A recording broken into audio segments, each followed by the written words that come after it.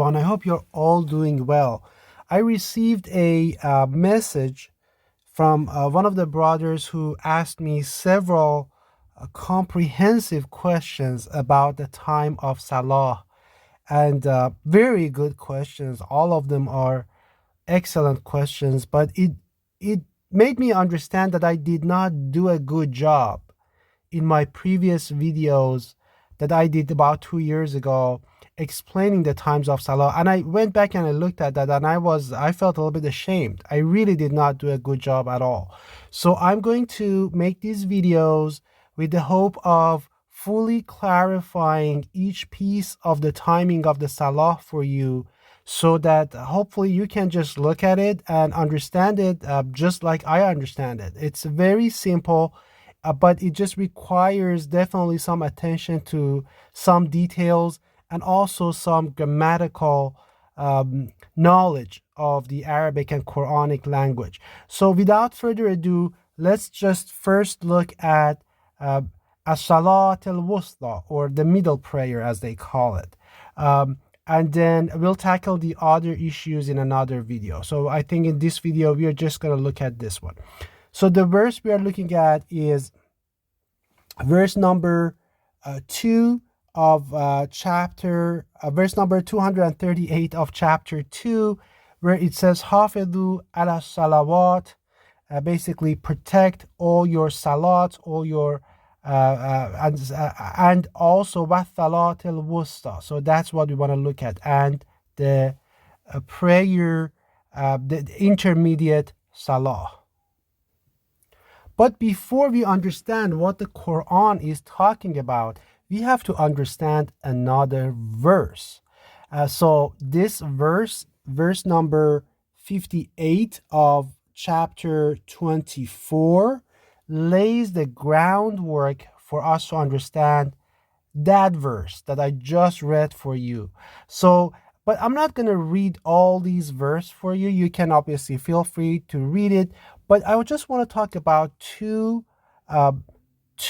salah that this verse mentions. One of them is this one.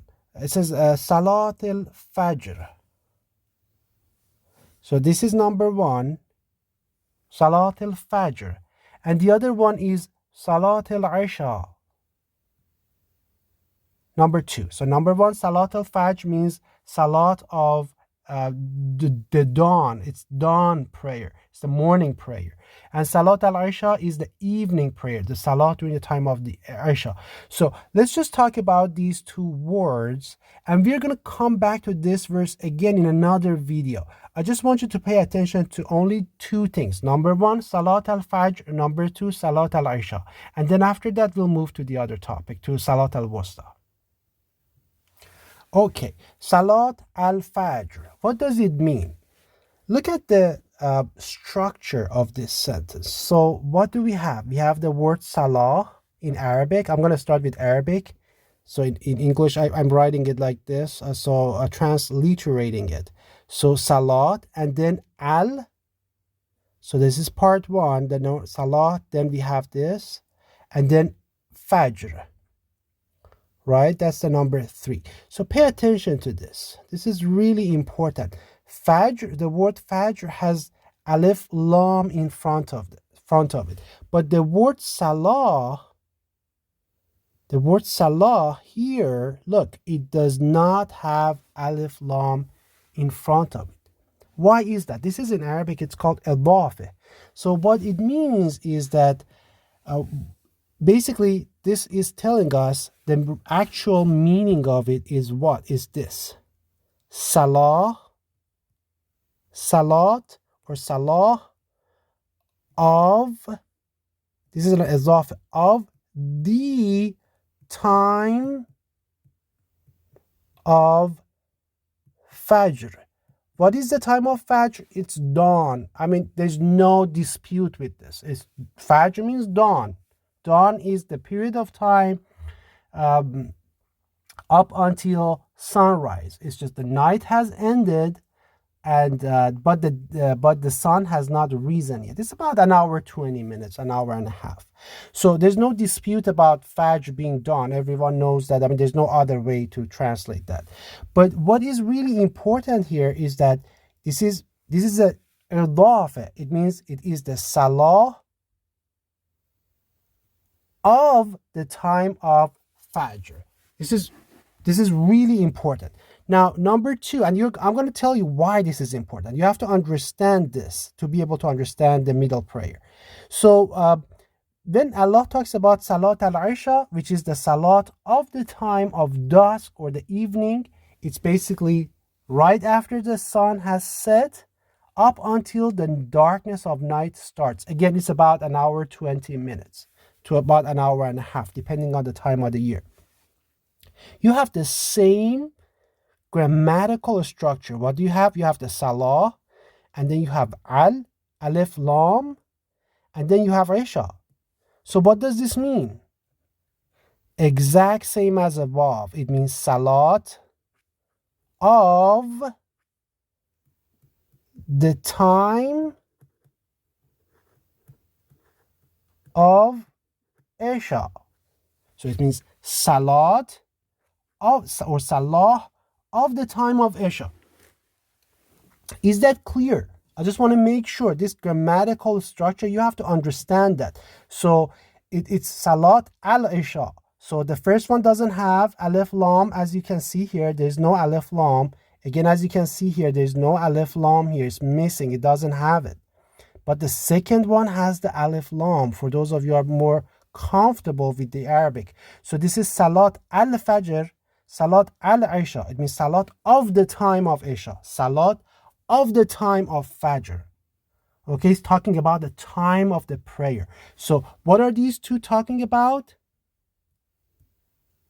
The time of Salah. That's why it says Salat of the time of. That's an idafa. So it's talking about the time of Salah. So whenever Allah wants to talk about the time of Salah, when it condenses it, it says Salat al-Fajr, Salat al-Isha, right? So what does noon mean in Arabic? In fact, actually, the verse that I showed you tells us. So you see here, it actually tells us what that word is. Al-Dhahira. It means noontime. Al-Dhahira. It means noontime. So Allah answers all our questions in His book. You just have to open your eyes and see it. Okay? Otherwise, everything is in here. So how would Allah tell us about the salah of the time of noon? Now you should be a master. You should know the answer even better than I do. He would have said Salat al-Dhahira, just like he says Salat al-Isha, Salat al-Fajr. He would have said Salat al-Dhahira. So I wrote this down for you here. So this is al-Dhahira. It means noontime. So it would have been Salat al-Dhahira. What does that mean? It would have meant Salah of the time of noon, or Salat of the noontime. Okay, so I just want you to know how Allah would have said noon prayers. Allah is not shy. He obviously, you can see in this verse, is talking about Salat al-Isha, he's talking about Salat al-Fajr, but he does not talk about Salat al-Dhahira. Why? Because there is no noontime Salah. There is no noontime Salah. And we are gonna go over it, and you're gonna know 100% by the time we are done with this Quranic lesson. So just to summarize very quickly, I want you to also understand that an-nahar, and I have it in another video as well, an-nahar or day. This is an-nahar or day includes the time of Fajr. This is part number one. Includes also the time of Isha, and also includes the whole day. So this all thing together is considered a nahar. These are the two ends of the day. Two ends or two edges or two ends of a full day. So day starts with the Fajr. The Fajr ends with sunrise. What happens at sunrise? Sun comes up. Sun becomes strong and powerful. You have full sun. And then at sunrise, sun is defeated. What happens at sunset? At sunset. So sun becomes weak. So I'm not going to go over this too much right now because that's not the point of this Quranic lesson. I just put this in here. Get ready. Inshallah, in the next Quranic session, we're going to have a discussion about this. Now let's jump back to Al-Salat Al-Wusta. Okay, right off the top, before we even start, right at the beginning, you have to notice that there is a difference. There's a huge difference here compared to the other two. Look, in the other two, Salah did not have the Alif, Lam, or Al. Right? Salah did not have the Alif, Lam. So the other one was Salat Al-Fajr. This one is Al-Salat Al-Wusta. So both of them have an Al. So there's Al-Salah Al-Wusta. So what is this? This is a different grammatical structure. This is an adjective. This is an adjective of Salah. So Al-Wusta here is describing Al-Salah. So Al-Wusta here is describing Al-Salah. This is not the Salah or Salah of the time of Wusta like it was in the previous two combination that I showed to you. If that was the case, if you had Salat Al-Wusta, then what would have meant? What would this mean? You should know this better than I do right now. This would have meant Salah of the time of middle or intermediate. It doesn't matter. Middle, intermediate. In that case, you would have had a leg to stand on and argue with me, saying that, oh, this is about the time of the prayer. This is about the time of the Salah. My brothers, my sister, this is not about the time of the Salah. This has nothing to do with the time of the Salah. Do not make that mistake. So this is Al-Wusta is describing the Salah. Is describing a quality of the Salah. You ask me how. Let me explain that to you. Okay, I have two examples for you. If you say a loud man, you're describing the quality of the man, that this man is loud. If you say quiet man, you're describing the quality of this man, that this man is quiet. So this is an adjective, right? So you're describing a quality of this person. So a man that is loud. A loud man means a man that is loud. A quiet man means a man that is quiet. Now, what about As-Salat Al-Wusta? Here, Wusta means middle, intermediate, middle or intermediate. So what is Wusta doing is describing a quality of the Salah. So I'm going to write this down for you. So it's the Salah that is intermediate. I said the because both of them have Alif Lam. Okay, because of that I said the. Otherwise, it would have been a salah that is intermediate. So the salah that is intermediate. So what is Allah telling us here? Allah is telling us protect the salah that is intermediate. So the quality of this salah is such that it is intermediate. Intermediate of what? Remember, Allah is telling us the. It means it's very well known. You know what that is. When Allah uses that, you know that somewhere in the Quran, Allah has talked about it. It's very well known. Everyone knows what is a salah that is intermediate. It's very well known. So you have to be able to pinpoint it in the Quran very easily. Let's pinpoint it in the Quran and you're going to know this. So, verse number 110 of chapter 17. What does Allah tells us in regards to salah? It says, وَلَا تَجْهَرْ بِصَلَاتِكَ وَلَا تُخَافِتْ بِهَا وَابْتَغِ بَيْنَ ذَلِكَ سَبِيلًا. So this is the key. This is why Allah used alif lam. Al-Salat Al-Wusta. What does that mean? It means do not recite too loudly in your prayer or too quietly, but seek between that an intermediate way. So be in between of it. Don't be too loud. Don't be too quiet. Be in between of it.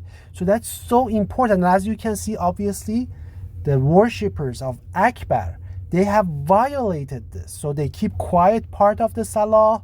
They are loud in some other part of the salah because they have to change. Satan has to change everything, right? And they worship the devil. So they follow him. So the Quran for them is something that they don't care. It's just they do tahrif. They adjust the Quran to be so that it can fit the insinuation of the devil. So that's how they change the word of the Quran and the word of Allah, and that's why everyone is confused about this. Whereas this is just so obvious, this is so clear. Allah tells us actually what Al-Salat Al-Wusta is. It's a salah that is in the middle. It's a salah that is intermediate. Basically, you don't recite, you're not too loud in it. لا تجهر بصلاتك ولا تخافت بها. And you're not too quiet. You want to be in them. You don't want to scream. You don't want to stay quiet. You want to have an intermediate way. Be in between them. And it actually tells us, but seek between that an intermediate way. So I am hoping that this is actually making a lot of sense for you guys right now. So remember, this Al-Salat Al-Wusta here, Al-Wusta here is an adjective, is describing a quality of this salah. It's telling us something about the salah. It's telling us that this salah has the quality of being intermediate. It's just like a loud man or a quiet man. But loud is describing the quality of the man. Quiet, again, is describing the quality of a man. The same way, Al-Wusta here is describing the quality of that salah. What is the quality of that salah? The fact that it's neither too loud nor too quiet. It's in between. Allah is actually telling the believers here in this verse, Al-Salat Al-Wusta, that protect that.